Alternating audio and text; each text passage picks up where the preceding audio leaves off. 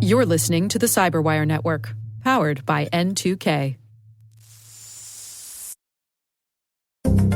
Everything needs to be corroborated. Anything that you rely on has to be corroborated by some other source. Hello, everyone, and welcome to the Cyberwire's Hacking Humans podcast. Joe, I know what you're asking. You're asking, what is this show? Well, let me tell you what this show is. This is the show where each week we look behind the social engineering scams. What else? Well, I didn't know you were going to throw it to me, Dave. The phishing schemes. What Criminal else? exploits. Criminal exploits. That are making the headlines and taking a heavy toll on organizations around the world. That's right. I'm Dave Bittner from the Cyberwire, and who the heck are you? I'm Joe Kerrigan from the Johns Hopkins University Information Security Institute. Okay, now that we've got that out of the way, we've got some good stories to share this week, and later in the show, Carole Theriault speaks with Lisa Forte. She's from Red Goat Cyber, and she's going to be talking about how her experiences as a police officer inform her perspective on the human factors of cybersecurity. And we are back. Joe, before we get to our stories, we got a kind letter from a listener. And this is actually a letter. Someone wrote out a letter. It's handwritten, very nicely done, sent all the way from Germany. Who does this anymore? Well, a true gentleman does this, Joe. Yes, that's correct. That's who does this. Forgive me to the author of this letter if I get your name wrong, but I believe it's Majit is a way to pronounce it. Again, apologies in advance. But he says, greetings from Germany. I'm an Egyptian computer science master student at the University of Constance, Germany. I'm an avid listener of your outstanding podcast, Hacking Humans, and I practically told everyone I study and work with about it. Love the show. Well, we love you. Yes, thank you very much for the kind words. Yes. He says, I have a curious question, if I may. You gentlemen mentioned quite a few stories about email hijacking, and the aftermath is oftentimes financially disastrous. It often is, yes. I understand that two-factor authentication is effective, of course, but are solutions like digital signatures considered in the corporate world? If I'm the only person who owns a private key that I sign my emails with, then it's computationally infeasible for anyone to masquerade as me, right? Thanks a bunch and keep up the good work. P.S. Love the accents. What do you think, Joe? Yes, that's true. When you sign an email with your private key and you put a digital signature on it, there's no way for someone to forge that. However, my concern is that the interface is just a little icon next to the email that says it's been signed. Now, I can click on that, look at the digital signature and everything, but if somebody else signs it with another valid certificate and is impersonating you, it might still appear to be signed. Oh, I see. It's definitely a good measure that should be enacted. I use it on my email at JHU. Oh, really? Yep, I do. Chris Venghaus, who's one of my coworkers, he uses it as well. And I know that there are places where if the culture of the organization is such that you don't sign an email, people will ignore it. But that's really the point, is that you really have to have a culture like that. And that's kind of difficult to implement, whereas two-factor authentication is something you can implement more easily. My suggestion is do both. Because once you implement the certificate, it's transparent to the user. Right. And I guess with two-factor, it's all on you. But with these digital signatures, everybody's got to be in on the game. Yes. You need buy-in, and that's hard to get with something as open as email. I was talking with somebody the other day, and they said they don't even like using email, and my comment to them was, yeah, email's terrible. Yeah. It's a decades-old system. That security was never considered in the development of this protocol. Yeah, you're just stuck with that legacy. Yeah. All right. Well, again, thank you for sending in your kind letter. We do appreciate it, and we always love hearing from our listeners. So please don't hesitate to reach out if you have a question for us. Joe, let's get to our stories this week. What do you have for us? Well, Dave, you know what tomorrow is, right? Go on. It's Valentine's Day. Uh-oh. So that means romance scams. It means I try to avoid my wife for an entire day. What did you get me? I'll be right back. My article comes from the BBB, the Better Business Bureau, and specifically from the BBB of Nebraska, South Dakota, Kansas, Plains, and Southwest Iowa. So it's kind of a Midwest-focused region of the Better Business Bureau. And a man named Jim Hegarty is the CEO of this organization. They're talking about romance scams, and the BBB has a scam tracker that reports on scams in the service area of this region of the BBB. And they are telling some stories in this article. One woman from Papillon, Nebraska was scammed out of $4,000, $4,000. There was another woman from Omaha who was taken for $25,000. And they have a third victim in here from Wichita, Kansas, $14,000. Wow. But the big story in here takes the cake. There is one woman from Nebraska, and they don't name her in this thing, which is probably good. But she worked with the Better Business Bureau on an investigation for her scam because she fell in love with a guy she met on Match.com. All right. And it was a typical romance scam. They talked on the phone every day over the course of 5 months, and she video chatted with him on FaceTime. Right. So she had seen this guy. Right. And everything about him seemed real and sincere. And over time, guess what happened? She came to trust him. And Haggerty says that this is very common among the victims. There is often a very long grooming period before these guys ask for money. It's sad to tell this story, but the woman sent the scammer money for several plane tickets for him to come visit in Nebraska. And something always would come up and he wouldn't be able to do it. Now, I know what we're thinking, right? I send you money for a plane ticket so you can come see me. And then you say, oh, something came up, I can't come. And then I say, you coming out to see me? And you go, yeah, send me money for a plane ticket. And I say, use the money I sent you last time. Right. That's what I would say. Yeah. Or that's what I think I would say. Right. But this woman did not say that. She continually sent him money. He claimed his paychecks were being held up because of taxes. Okay. And that he'd pay her back after everything was cleared up, right? Right. So this is just another thing that is a great example of how they can provide a plausible problem that can be a long time horizon problem. You know, tax problems can last for years. Sure. When she finally had enough, she sent him money for a plane ticket to come to Nebraska for Christmas, and she waited at the airport for hours and he never showed up. In all, this woman lost $400,000. Wow. It's a lot of money. She lost all of her liquid assets. She took out a mortgage against her home, which had already been paid off. Oh, no. Right? And she lost $170,000 out of her investment portfolio. Wow. And here's what really, I don't know if this angers me or if this sickens me. I can't tell you. The woman is a widow. That's why they took advantage of her. It's just awful that this happened to this poor woman. Yeah. The article mentions that consumers can also report these kind of scams to the Federal Trade Commission. And they've noted that these scams are growing. In 2017, there were just under 17,000 reports. In 2018, there were over 22,000 reports. And last year, 2019, 38,000 reports, almost 39,000 reports. So over 2 years, nearly doubled. It's nearly doubled over 2 years. It's more than doubled. Now, I wonder how much of that is increased reporting because of awareness. That could be a factor. I wonder that too. I tend to think it might actually be a combination of maybe increased in reporting, but also increased activity. Right. Because we also have seen many times in these stories that people who do get scammed are embarrassed to report it. Right. I think that this happened to this woman. I don't know the story, but here are some of the common themes that we've seen in these stories. One, this woman may have been isolated, right? Like she didn't have anybody she could talk to about this situation, and she wasn't mentioning it to people. Nobody was asking her about this. Right. Nobody's saying, hey, mom, what's going on with your boyfriend? Have you met him in person yet? Well, I can imagine even a child might not even think to ask. Yeah, exactly. Their widowed parent if they're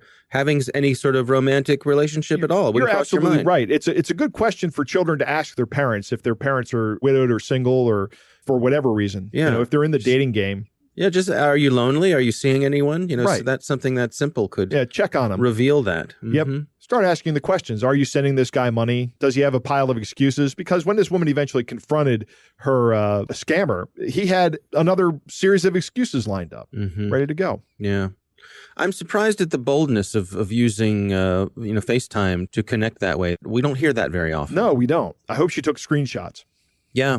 So that they have a picture of the guy. I bet she didn't. Because why would you? If you trust someone and I don't know. Although it's hard to say. You know, I could imagine if you're in love with someone, you might want to have a picture of them that you could look at. Yeah. All the time. You could. Yeah, exactly. Yeah. So, well, I wish her well. I hope they are able to get some of this back. Unfortunately, I doubt they will, but it's a good lesson for all of us. And we've said it many times here. To check in on your family and your friends, particularly those folks who might not have a lot of people around them. And sometimes these questions are uncomfortable, but you got to ask them. You just got to figure out a nice, tactful way to breach those subjects. Or do what I do and just be blunt. A sad ending, but cautionary tale. Yep. My story this week actually comes from BuzzFeed News. The title of it is "These Fake Local News Sites Have Confused People for Years. We Found Out Who Created Them."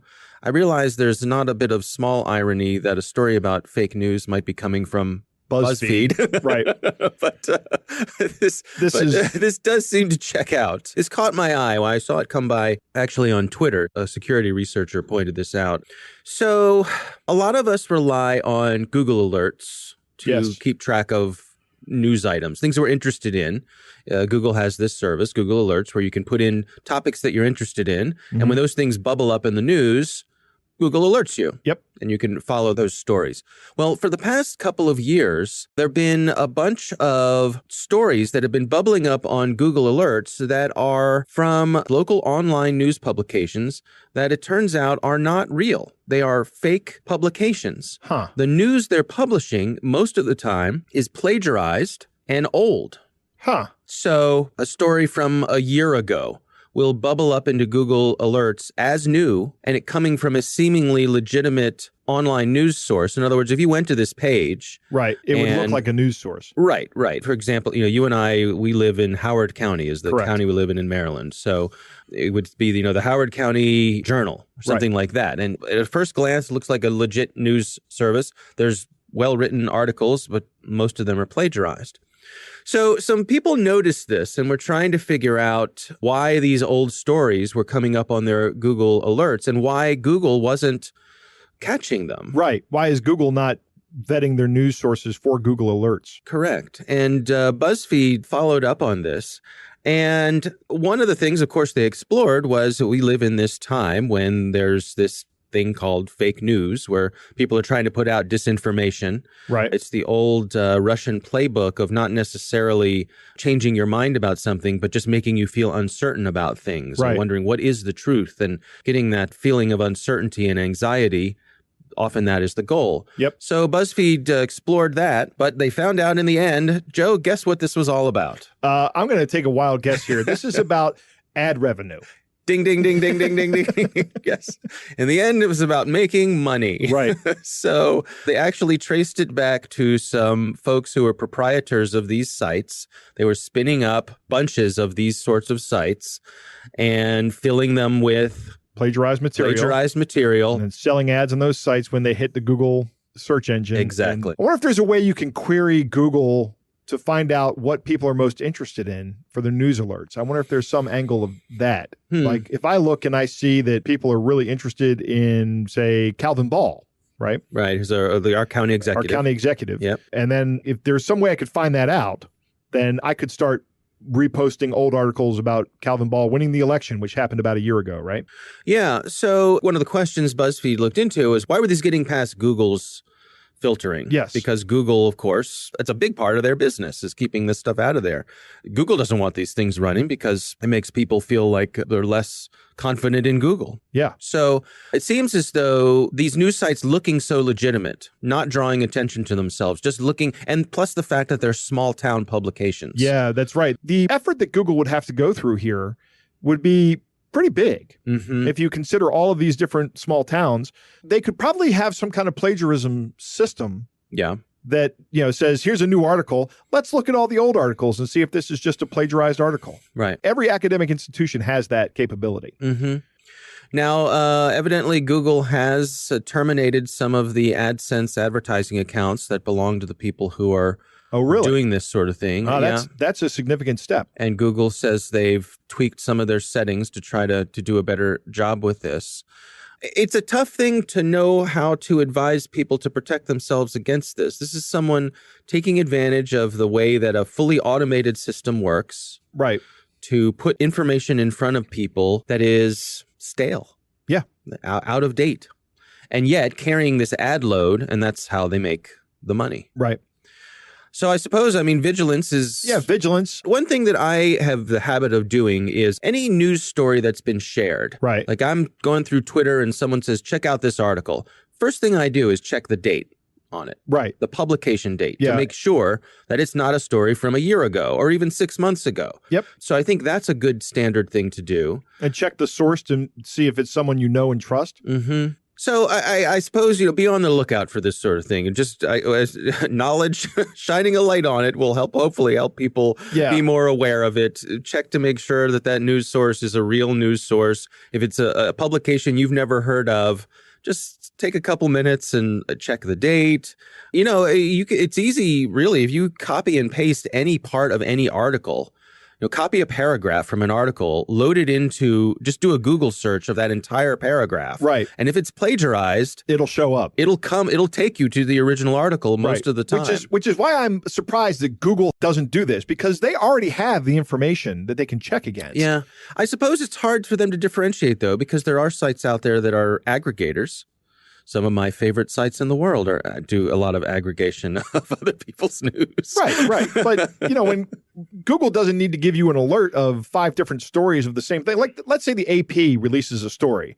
Yeah. Right. And then every major paper in the area will pick up that story. Right. But I think that's how it works to their advantage, that they're using old stories, because it will already have flowed through Google's checking. Right. It's coming up as new because it's no longer in the, hey, let's check these against each other algorithm that Google probably has. Yeah, I think Google, there is a technical solution for this for Google, though. Yeah. Well, and they claim that they're doing better with it. But again, something to look out for. All right. Well, that is my story this week. Of course, we'll have links to our stories in the show notes, so you can check those out.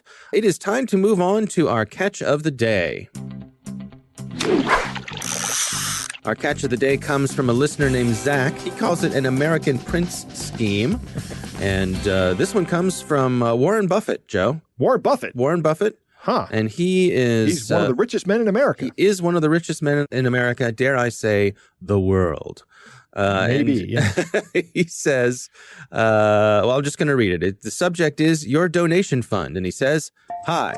My name is Warren Buffett, a philanthropist, the CEO and chairman of the Berkshire Hathaway. The Berkshire Hathaway. I believe strongly in giving while living. I have one idea that never changes my mind, that you should use your wealth to help people around the world, and I've decided to donate this amount through our Sunshine Lady Humanitarian Grants Program to give out $5.5 million, $5,500,000 United dollars to randomly selected individuals worldwide.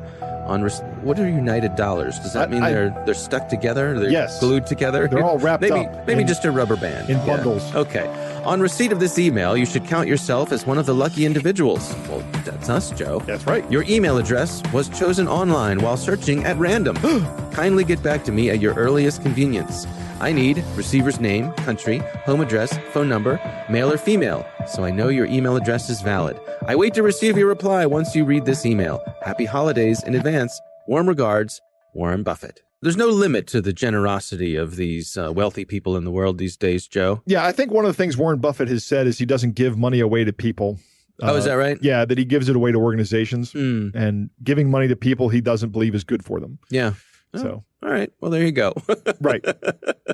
Well, thank you, Zach, for sending that in. That is a good one. And that is our catch of the day. Coming up next, Carole Theriault returns, and she's speaking with Lisa Forte from Red Goat. And their discussion centers on Lisa's experiences of being a police officer and how that informed her perspective on the human factors in cybersecurity. And we are back. Joe, always great to have Carole Theriault back. This week, she is speaking with Lisa Forte. She is from Red Goat, and they are going to be talking about Lisa's experience as a police officer, some really interesting stuff that Lisa did with her time in that career. And they're going to be talking about the human factors in cybersecurity. Here's Carole Theriault. So today, I'm going to introduce you to Lisa Forte. She is a partner at Red Goat, a UK-based consultancy that specializes in cybersecurity testing, training, and wargaming. Now, Lisa is one of those rare humans that has worked both sides of the fence. What I mean by that is she's certainly big in the private sector as a cybersecurity expert, but she has also worked with the UK's primary cybercrime units. So I thought she'd be the perfect person to speak to about what scams we have labeled as hot and rising for 2020 and what behaviors or actions she can advise us to take to help us be a little bit safer out there. Lisa, thank you so much for speaking to me today on Hacking Humans. Thank you for having me. How about we get started with your fascinating background, like your time with the cops? What did you do there? When did that all start? So I probably joined like 5-6 years ago, and I have to be honest, when I joined the police, I was probably a little bit naive. I grew up in a sort of pretty privileged bubble, I guess, in the south of the UK. And it was sort of an abrupt reality check for me when I got to see sort of the darker side of society, I guess. Yeah, so it was a bit of a massive reality check, and I had to grow up pretty fast. But I think it was a good experience overall, and it's definitely left me a bit wiser, maybe a bit more paranoid than I ought to be, but wiser for it. I hear you on that. Now, tell me, were you interested in cybercrime before you went and worked with the authorities, or was it the other way around? So actually, I worked for a private company before I went to the police that used to put armed guards on ships to protect them from pirates, believe it or not. And wow. Yeah, so it's a bit of a crazy... You have to write a book. Bit of a crazy story. And so we used to do a lot of OSINT on how the pirates were targeting ships and how they knew which ships were the best ones to target. So I was always interested in that sort of OSINT side of security. And so it was kind of a natural progression, I guess, from there. And so when you left the police, you would have been shaped so much more differently than most of us, right? Because you had been dealing with, like, as you said, all like the horrors of the cybercrime underworld. So you must have come away maybe being more paranoid, but also way more knowledgeable. Tell me, what are some of the growing threats you see ahead of us in 2020? So what things do you think that we should just keep an eye on? So I think kind of there's two sides to this. On the one hand, I think deep fakes are going to be an enormous problem, and not just from the sort of democracy side of things, although I'm sure they can have a huge effect on our freedom to vote and our freedom of religion and all the rest of them. But if you look at even legitimate videos, so for example, the video of Elon Musk, who was smoking and Tesla's stock price plummeted almost instantly as soon as that video was released. Now, obviously that video was genuine. But if it wasn't genuine, you could seriously affect stock prices of major companies by doing things like that. So I think the problem with deepfakes is that they have an ability to really affect a lot of things. And you may recall, sort of linked to deepfakes is this idea of voice skins. I don't know if you've heard of this. Oh, I haven't heard that term. Tell me. So voice skins is essentially where the attackers will mimic the voice of the CEO of the company, for example. And this happened to an energy company here in Europe, and they had a German CEO, and his voice was cloned in a very similar way to a deepfake, really. And they called up one of the employees and they asked them to transfer basically £200,000. And it sounded exactly like the CEO. So, of course, the employee thought, okay, yeah, of course I'm going to do it. So I think, that takes vishing, the sort of voice attack, to a whole new level. Yeah. And there's a growing number of services like that. So I know of Lyrebird, where you can literally put in audio of people. So I could literally put in audio from this recording of you and hope that it comes out with something that approximates your voice. Now, I would do that for a joke, but I guess people would do that for nefarious purposes. Yeah, definitely. And I don't think there are as many artifacts to be picked up on in an audio recording as you might be able to do with a deepfake video. As you watch it and play it back, you might pick up things that aren't quite right. That's going to be a lot harder to do with audio. Okay, so I find them very scary, particularly if you think about where we are. There's the US presidential election this year, and, it's scary for a lot of people that they might be duped. So what can people look for to try and stay ahead of the game? One of the main things that I was taught in the police, which I never really did, in all honesty, beforehand, was that everything needs to be corroborated. Anything that you rely on has to be corroborated by some other source. And I think we as society need to start thinking, if I post this on social media, I am responsible to fact check and ensure that this is quality content before I share it to my followers, because otherwise I'm proliferating something I haven't even looked into. So I think that's a really big part of what we need to start doing. Yeah, wouldn't it be wonderful if social networking sites would prevent you from forwarding an article unless you actually opened it and read it? Because I suspect loads of people share stuff based on headline alone. They probably don't even open it. They probably just see the post and think, oh, well, I'll retweet that. Exactly. But I suppose you would get a lot less shares that way. Okay, so that's really interesting. So you're saying people should be responsible with whatever they post online. And one of the ways they can do that is to verify it and validate it with two independent sources of information. Yeah, and I think there are other things that indicate to us that we might be receiving a phishing email or some fake news or, a malicious story or something. Because all of these stories, they're always going to sound too good to be true. And phishing emails are the same. They always sound too good to be true. And they always sort of evoke some sort of emotional response from you. And I think if you start feeling like that when you read something, it's probably worth going and checking it out. And what about with deep fakes and voice skins? What you were saying earlier that sometimes you can see something, a glitch or something in a deep fake that can give you a warning. So basically, if the hair stands on the back of your neck and something doesn't feel right, what are the things that you might want to look for? So researchers have seen that in deep fakes, sometimes the individual won't blink normally because the AI hasn't had a lot of imagery of that person with their eyes closed. So for that reason, they can't make it blink. But I think even if you forget the actual video, if you just take the content, does it sound odd, out of character? Does it sound too good to be true? Is it playing into your biases too much? And I think if you think that's true, then probably you ought to go and question it. I'm just nervous. I'm just nervous. I'm nervous about tomorrow because obviously deepfakes are going to get better. Right? And they're going to get more subtle and more, and in some cases, more sinister. And we're going to have to keep our wits about us out there. There is a bit of a silver lining to this at the moment. Oh, thank gosh. So, well, it's not that much of a silver lining, to be honest, but it's a little bit. Okay, grey lining. It's a grey lining. So Deep Trace recently found 15,000 deepfake videos. And they actually realized that 96% of those videos were porn. And most of those were female celebrities' faces put onto pornographic videos. So what do humans do when they create a new technology? That's what they employ it for. So at the moment, it's not too much of a threat. That makes me feel really sorry for those that get cyberbullied out there. True. And I think this is kind of the other side to all of this stuff. Reality also can become plausibly deniable. Because if you look at the recent Prince Andrew interview with BBC, and there was that photograph, and he claimed that photograph had been faked.